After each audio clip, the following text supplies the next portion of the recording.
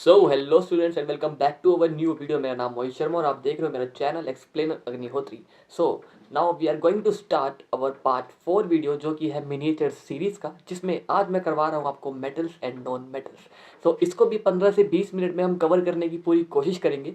और जैसा कि मैं हर वीडियो में बताता आ रहा हूँ कि ये जो वीडियो होगी ये बेसिकली एक ब्रीफ पार्ट है उन चैप्टर्स का, क्योंकि आपको पता है कि आपके बोर्ड एग्जाम बहुत जल्दी आने वाले हैं क्लास 10th के।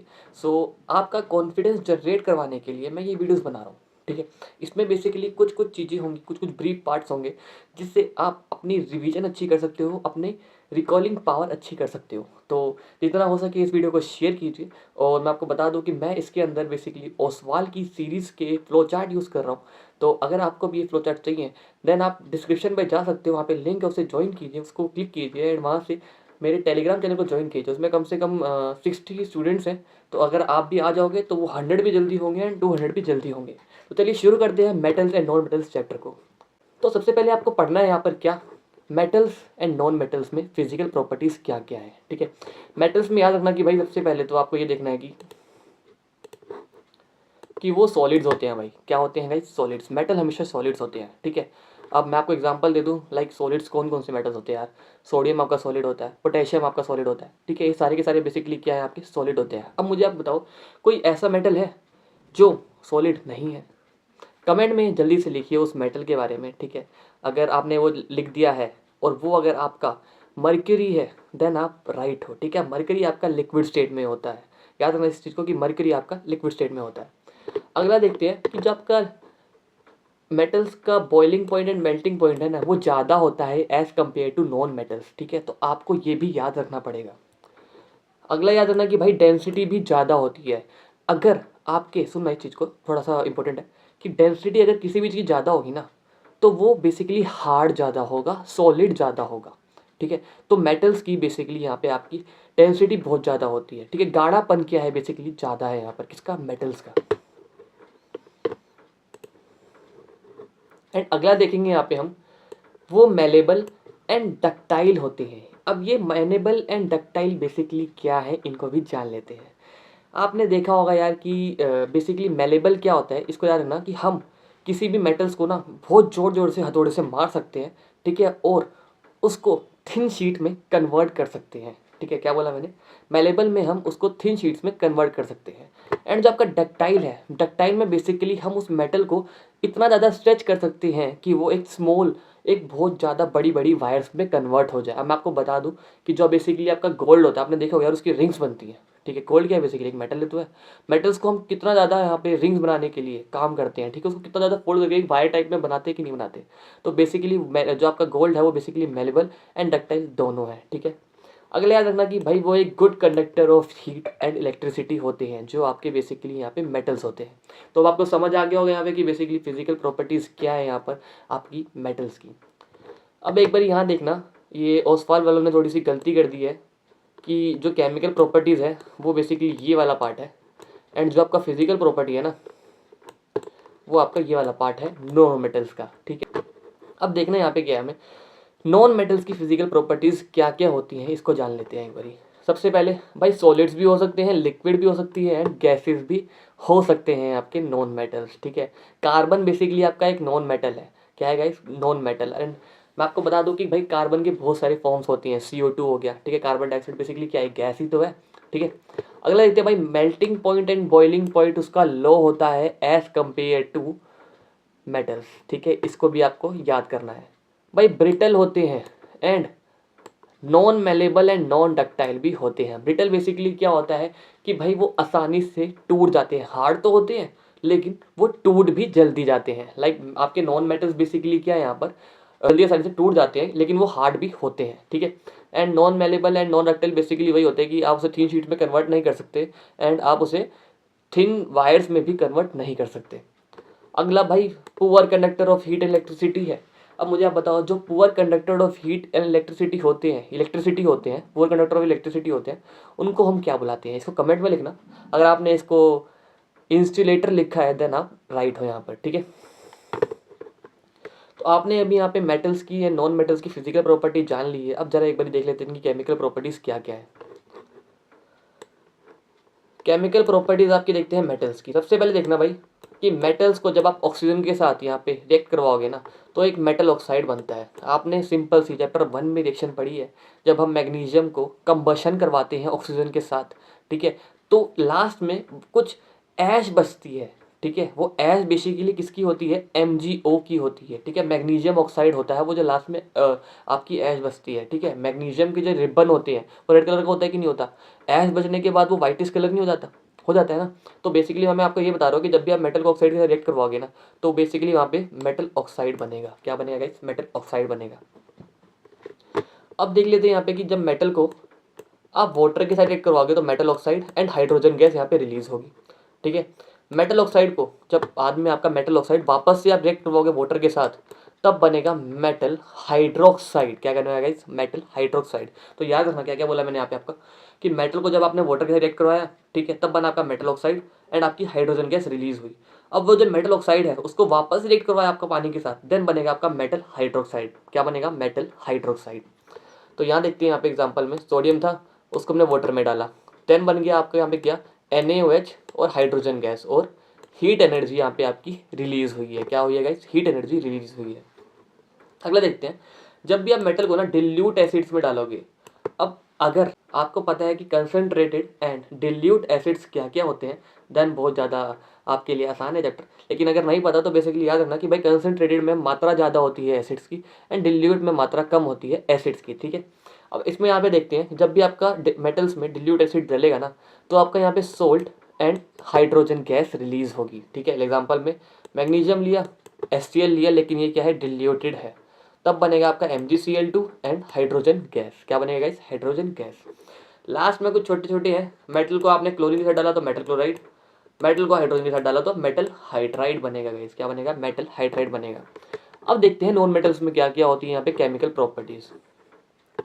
नॉन मेटल को जब आप ऑक्सीजन के साथ रिएक्ट करवाओगे ना तो भाई नॉन मेटल ऑक्साइड बनता है, ठीक है यार। इस चीज़ को कि जब भी आप नॉन मेटल ऑक्साइड के साथ रिएक्ट करवाओगे, कंबशन करवाओगे ऑक्सीजन के साथ, उसमें आपने क्या करा, रिएक्ट करवाया, ठीक है, रिएक्टेंट में रिएक्ट करवाया, देन आपका यहाँ बेसिकली क्या बनेगा, नॉन मेटल ऑक्साइड बनेगा। एग्जाम्पल में कार्बन लिया, ऑक्सीजन लिया, देन CO2 बनेगा, नहीं बनेगा, जो कि गैस फॉर्म में होती है। अगला देखते हैं यहाँ पे आपका, जब आपने नॉन मेटल्स को ना स्टीम करा, बेसिकली स्टीम किया, यहाँ पे हमने पानी को 100 डिग्री सेल्सियस से भी ऊपर ज़्यादा गर्म करा है। अब हमने ऐसा करा क्यों, देखो मैं आपको बताता हूँ। बेसिकली ना इसमें बात आती है आपकी रिएक्टिविटी सीरीज की।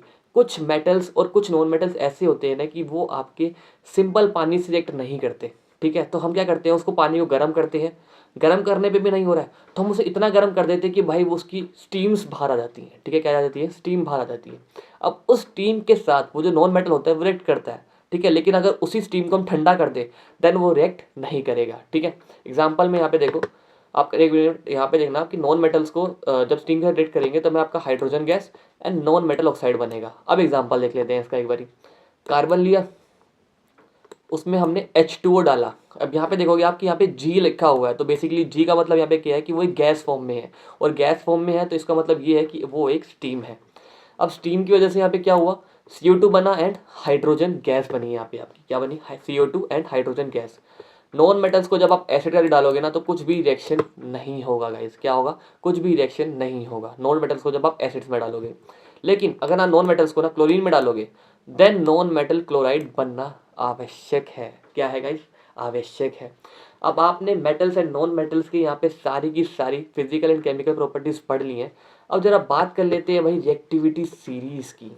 ये क्या भला है, मैं आपको बता दूं कि इस रिएक्टिविटी सीरीज को देख के ही हम पता करते हैं कि कौन सा मेटल, ठीक है, कैसे डिस्प्लेस कर सकता है। अगर आपने मेरा चैप्टर 1 की वीडियो केमिकल रिएक्शन इक्वेशन देखी हुई है तो मैंने उसमें एक डिस्प्लेसमेंट रिएक्शन सिखाई थी, और मैंने उसमें आपको कहा था कि भाई कुछ रिएक्टिविटी सीरीज से भी आप जान सकते हो। अगर आपने ये रिएक्टिविटी सीरीज याद कर ली है ना देन आप पता कर सकते हो कि भाई डिस्प्लेसमेंट रिएक्शन में कौन कौन से यहाँ पे प्रोडक्ट बनने वाले हैं।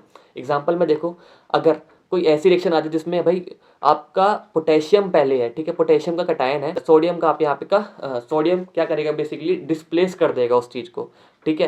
क्यों, क्योंकि पोटेशियम ज़्यादा रिएक्टिव है उसके कंपैरिजन में, ठीक है। यहाँ पे मैं बेसिकली बता रहा हूँ NaOH हो गया, ठीक है, NaOH प्लस की हो गया यहाँ पर, तो बेसिकली वो KOH बनाएगा आपका प्रोडक्ट साइड पर, ठीक है। क्यों, क्योंकि पोटेशियम आपका ज़्यादा रिएक्टिव है एज कम्पेयर टू कैल्शियम या फिर सोडियम, ठीक है।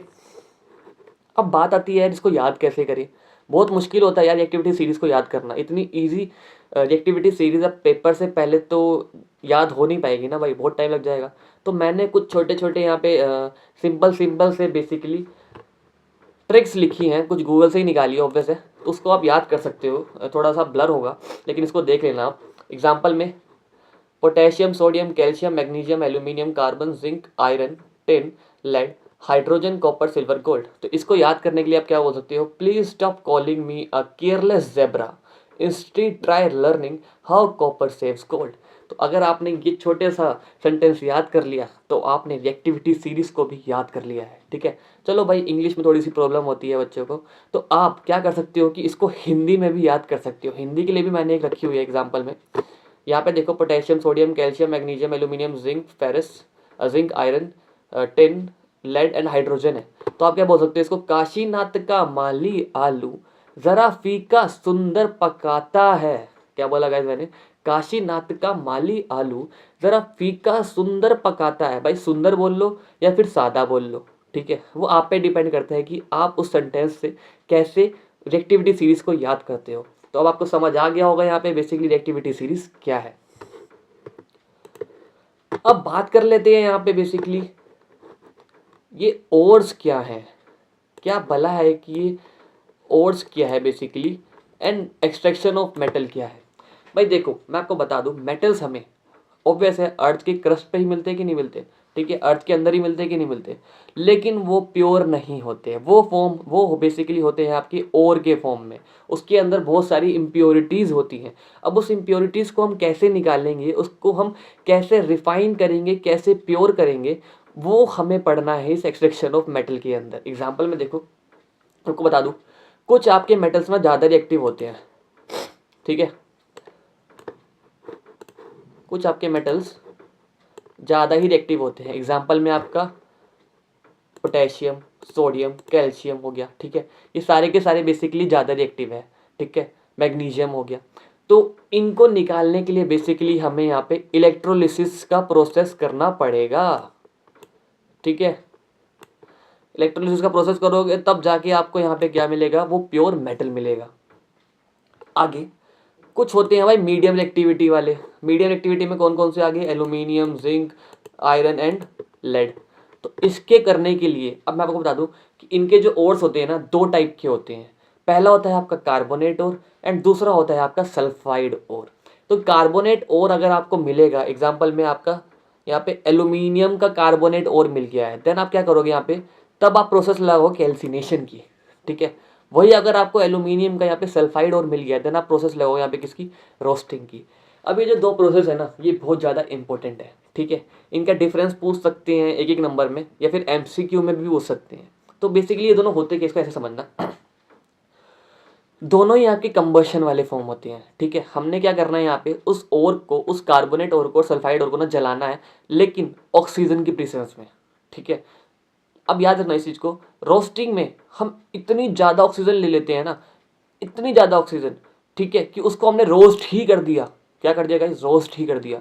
हमने बहुत ज़्यादा ऑक्सीजन ली उस सल्फाइड ओर को यहाँ पे कंबशन करवाने के लिए, ठीक है। तो वो बेसिकली क्या टॉपिक होगा आपका, वो होगा आपका रोस्टिंग, ठीक है। कैल्सिनेशन में कुछ थोड़ी सी लिमिटेड एयर, हमने थोड़ी सी लिमिटेड एयर यूज़ करी है यहाँ पे उस प्रोसेस को, उस कंबशन को करवाने के लिए, ठीक है।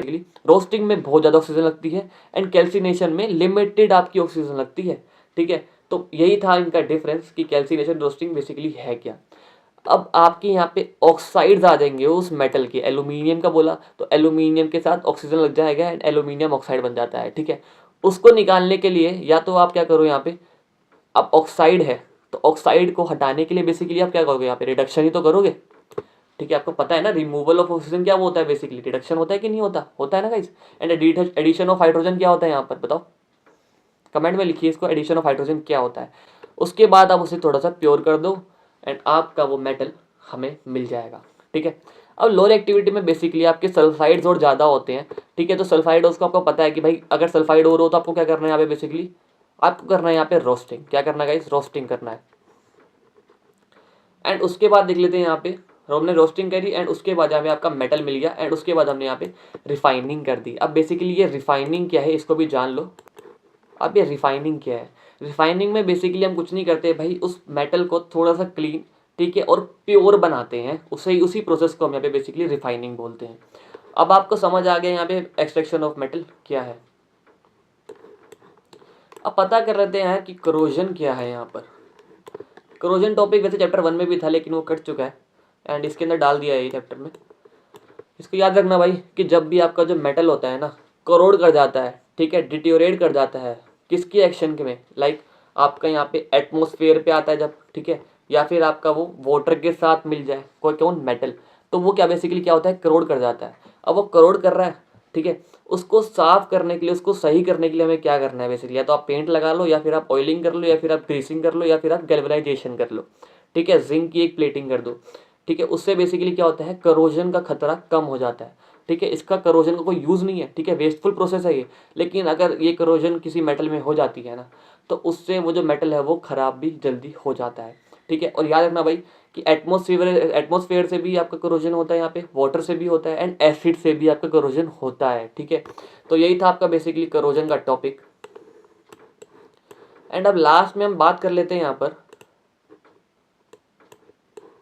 कि भाई आयोनिक फॉर्मेशन कैसे होता है, ठीक है, फॉर्मेशन ऑफ आयोनिक कंपाउंड कैसे होता है। ये देखो यहाँ पे ना थोड़ा सा ब्लर ब्लर दिख रहा होगा आपको, लेकिन अगर आप पीडीएफ ले लोगे ना इनकी, तो पीडीएफ बिल्कुल आपकी यहाँ पे क्लियर इमेजेस मैंने डाल रखी हैं, ठीक है। और अगर आपको पीडीएफ चाहिए तो मैंने टेलीग्राम में सारे के सारे 13 चैप्टरों की क्लास 10th की साइंस की सारी पीडीएफ मैंने टेलीग्राम चैनल पर डाल दी है। अगर आपको वो पीडीएफ चाहिए देन आप वापस मैं आपको बोलता हूँ कि इस वीडियो के डिस्क्रिप्शन में टेलीग्राम चैनल का लिंक दे रखा है मैंने, आप जाइए वहाँ पे उसको क्लिक कीजिए एंड ज्वाइन कीजिए टेलीग्राम चैनल को। अब यहाँ देखना आप, सबसे पहले याद रखना भाई आयोनिक कंपाउंड बनता कैसे है, ठीक है। इसमें बेसिकली क्या होता है, जब भी आपका मेटल नॉन मेटल से रिएक्ट करेगा ना, ठीक है, तो वो अपने इलेक्ट्रॉन्स, ठीक है, वो जो मेटल होगा अपने इलेक्ट्रॉन्स ट्रांसफर कर देगा, मेटल आपका ट्रांसफर कर देगा नॉन मेटल्स में, ठीक है, और एक आयोनिक कंपाउंड बन जाएगा। एग्जाम्पल में देख ला, आपके पास सोडियम था, मेरे पास, ठीक है, Na था, और दूसरा था आपका बेसिकली क्लोरीन। आपको पता है यार इसका एक सिंपल सा, ठीक है, आयन बनता है यहाँ पे क्या, Na+ एंड Cl-।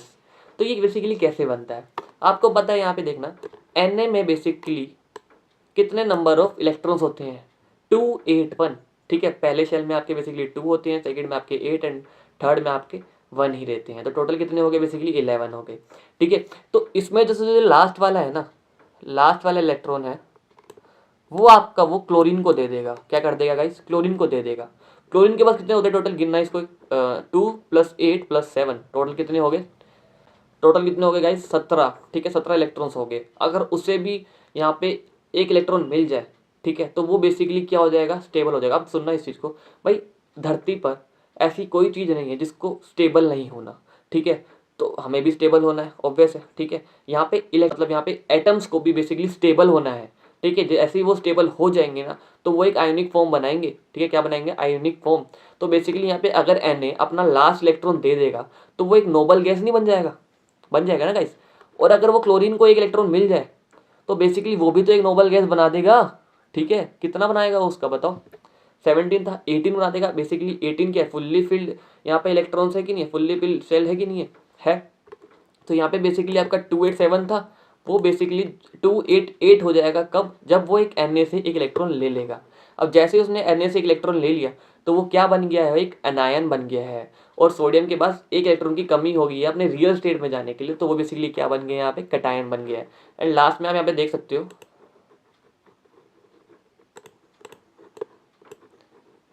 लास्ट में यहाँ पे इन्होंने डायग्राम बनाया है, सोडियम को लिया यहाँ पर उन्होंने, ठीक है, एक इलेक्ट्रॉन को इधर कैल्शियम क्लोरीन में दे दिया एंड सोडियम आपका यहाँ पे बाहर आ चुका है, सोडियम आपका यहाँ पे बाहर आ चुका है एंड आपका यहाँ पे क्लोरीन ने आपका यहाँ पर